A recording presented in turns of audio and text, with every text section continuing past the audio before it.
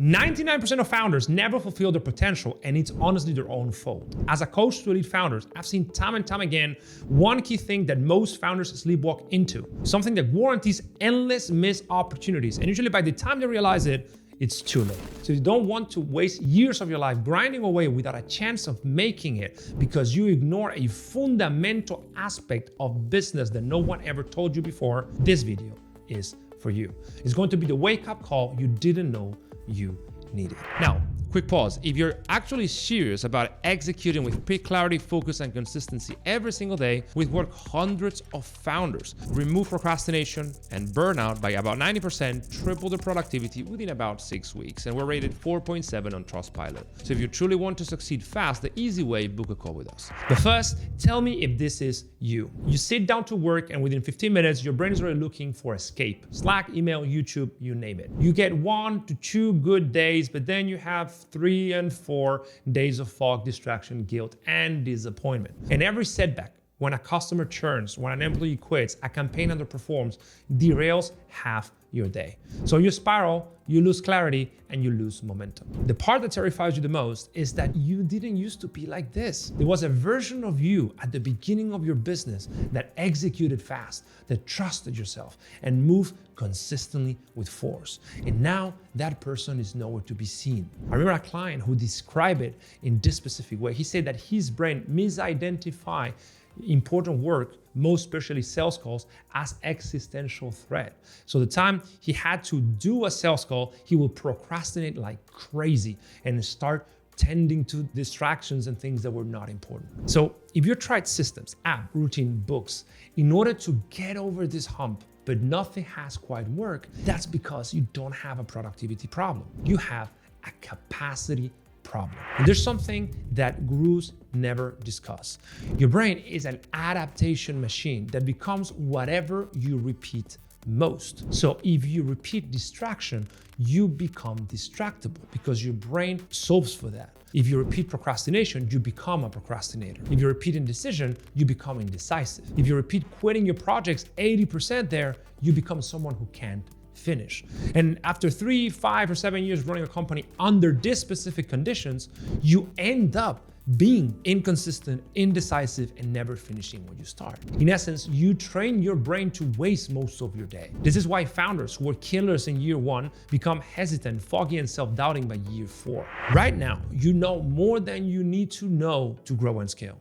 Your problem is not knowledge. The problem is that you can't consistently execute on what you already know. I call that the execution gap. The gap between what you know you should do and what you actually get done. And inside that gap is where you lose years and money and even the sense of business itself. And there's 8 specific skills that our research and our experience over a decade training founders actually determine your execution ceiling. Skill number 1 is called metacognition, which is the ability to catch flawed thinking in real time. That's the difference between noticing that you're getting stuck because you're anxious versus actually believing that you're actually stuck. Number 2 is attentional control. When you can recover your focus in under 30 seconds, instead of losing 45 minutes to a Slack notification, you're back on task quickly. The third is state regulation, returning to baseline in minutes, not hours. A churn client creates a 10-minute protocol break, not a 4-hour emotional spiral. The fourth is energy management, sustaining high output every single day without boom and bust cycles. So you don't have a 3 weeks fully locked in followed by 1 week of collapse. The fifth is decision velocity, moving from information to actual execution within a few minutes or hours. You don't let decisions rot in your head until they turn into avoidance. The sixth is self-efficacy, to train belief that you can solve problems you've never faced before. This is what prevents you freezing when you hit an unprecedented challenge. Number 7 is systems thinking, seeing root causes instead of chasing symptoms, so that you never fix superficial stuff that doesn't matter, but you actually work on the thing that solves everything else. And the last one is cognitive flexibility, updating your thoughts, your emotions, and your behavior to continually be the founder that can propel the business forward. If even one of these skills is weak, your execution becomes inconsistent. But 3 or more are weak, your business gets stuck. And marketers have trained to believe that every solution is external.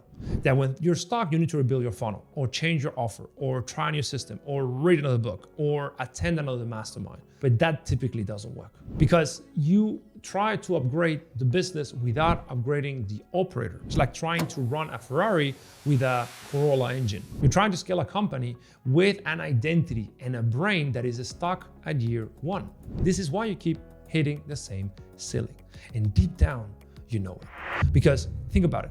Who do you think is going to win in this comparison? Founder A signs up for another 3,000 marketing course, then reads 8 books on growth, leadership, and strategy, attends a couple conferences, consumes more information than ever, but doesn't really train their ability to execute.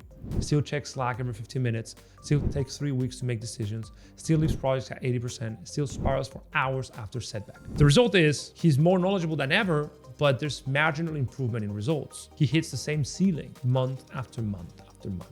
But founder B trains attentional control, so he can sustain high focus for hours every day. Trains decision velocity, so he goes from I know what to do and doing it quickly.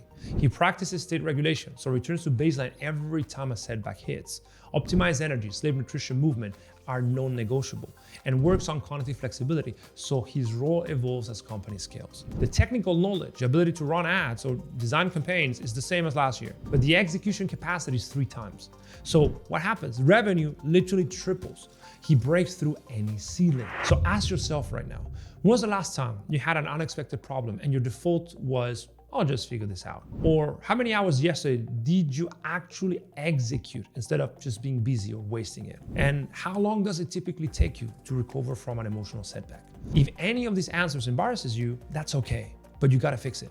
And you don't fix it with more strategy, you fix it with more execution capacity. Because in business, you do not rise to the level of your goals or your systems, but your execution capacity. So the mistake that only the top 1% of founders avoid is intervening before capacity collapse. And that is through actual execution capacity training, which is what we do at Selfmastered. If you want a proven protocol to rewire how you think, how you focus, and how you get things done in about 6 weeks, book your decoding session below. We work with 10 founders every month.